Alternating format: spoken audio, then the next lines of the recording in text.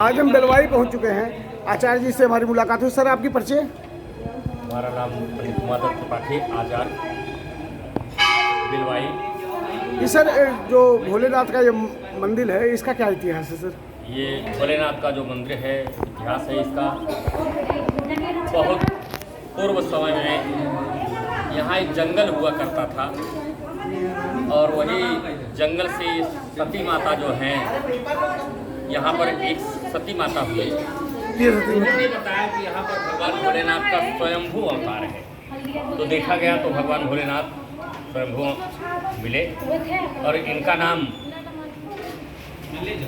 पूर्व लोक जनित विद्वानों के द्वारा श्री भुवनेश्वर महादेव मंदिर के नाम से प्रचलित हुआ। कैसे कैसे मनौतियाँ यहाँ दी जाती हैं? यहाँ हर प्रकार की मनौती स्वीकार है। भगवान भोलेनाथ इस कलयुग में कलयुग के देवता हनुमान जी और हनुमान जी का 11वां अवतार भगवान भोलेनाथ। सर, वो भागवत में बताते हैं कि शंकर जी कहते हैं मैं स्वयं, शंकर स्वयं।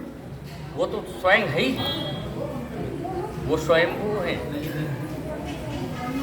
शंकर सुमन कैसे विष्णु जी ने ब्रह्मा जी को पैदा किया। जी जी लेकिन शंकर जी को तो किसी ने नहीं पैदा किया, तो स्वयंभू है। जी जी ब्रह्मा जी कमल नाल से पैदा हुए हैं, जी लेकिन वो स्वयंभू है। इसीलिए इनको संहार का रूप दिया गया।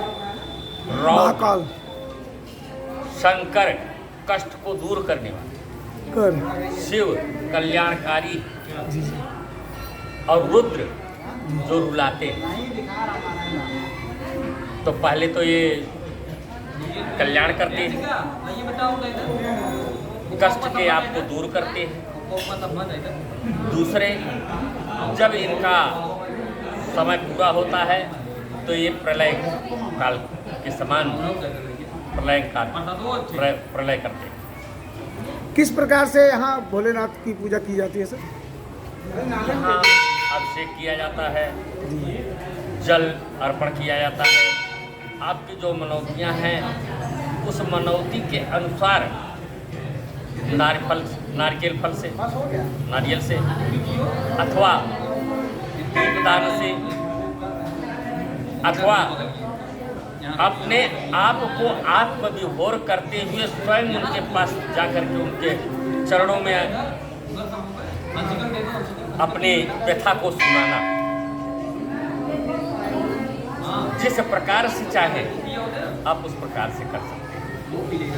भगवान की पूजा पत्रम पुष्पम फलम जो में श्रद्धा अपेक्षति, तो एक बेल पत्र से भी प्रसन्न होते हैं, जल से भी प्रसन्न होते हैं और एक फूल चढ़ा देने मात्र से ही प्रसन्न हो जाते हैं। समी का पेड़ जो लगा है उसकी पत्तियों का कैसे कैसे हम भोले जी को चढ़ा सके?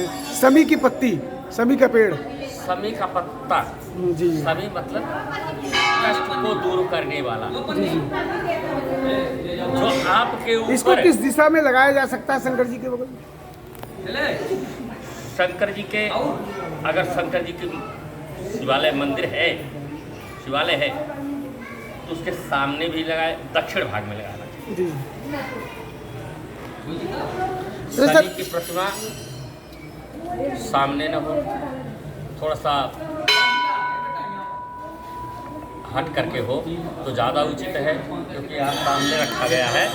तो जो भी बाहर निकलता है तो शनि की प्रतिमा का साक्षात्कार जो कि नहीं होना चाहिए, क्योंकि शनि जो है नेत्र से नेत्र मिला देने मात्र से ही कुपित हो जाता है। तो नेत्र से नेत्र उनका नहीं मिलना चाहिए। थोड़ा सा अगर बराबर में हो, वैसे विद्वानों का जैसा मत हो कि मदन विद्वानों का अलग अलग मत। सर, घर पे कौन कौन से वृक्ष लगाने चाहिए? लोग कह रहे हैं कि वो अशोक का पेड़ नहीं लगाना चाहिए, जिससे कटुब रजिस्टर गड़बड़ हो जाता, तमाम महाकाल आ जाता। अशोक का पेड़ लगाएं तो घर से दूर लगाएं, जी दूरी होनी चाहिए। जी दाहिने घर से निकलते समय दाहिने हाथ पर नहीं होना चाहिए, बाएं हाथ पर होना चाहिए। अशोक का वृक्ष लगा सकते हैं, समी का पत्ता लगा सकते हैं, समी का पेड़ लगा सकते हैं, लेकिन ये घर से थोड़ा सा दूरी होना चाहिए, लोग ताकि उसकी छाया हम पर न आए। लोग कहते हैं ताड़ का पेड़ नहीं लगाना चाहिए, विष्णु जी की कथा में है। कलयुग में सब कुछ संभव देख रहे हैं आप। जो नहीं लगाना चाहिए, फलदार वृक्ष लगाइए। आम का फल हो या आपका नीम का पेड़ हो, जो ऑक्सीजन हमें प्रदान करता है। पीपल, जिसका पाकड़। पीपल का पौधा जो है पीछे होना चाहिए। अच्छा, लोग कहते हैं कि दहीने एक पीपल लगा देने मात्र से कई करोड़ों गोदान का फल प्राप्त होता है। लोग कहते हैं दहीने गूलर, यज्ञ का फल प्राप्त होता है एक पीपल पेड़ लगा देते हैं। गुरुजी कुछ लोग कहते हैं दहीने गूलर बाएं बेल लक्ष्मी यही है रेलम बेल। ये हमारे बुजुर्गों का कहावत है, उनका मान्यता है। तो दाहिने आप लगाएंगे लेकिन पीछे लगाइए, जहाँ से आपका घर के ऊपर छाया न आए, पीपल के वृक्ष की छाया नहीं, अथवा अगर छाया भी हो तो वह आप पर न हो। गूलर और बेल का दहीने गूलर, कूलर नहीं लगाना चाहिए। लोग के उपाय कहते हैं दहीने कूलर गूलर नहीं बाएं लगाना बेल। चाहिए। कूलर और बरगद, इनमें जो है, कूलर में तो नहीं, बट वृक्ष में प्रेतात्माएं बसती हैं। तो कुछ जैसा भी अभी हमने तो देखा नहीं, लेकिन कुछ किंवदंती है कि इसमें प्रेतात्माएं रहती हैं।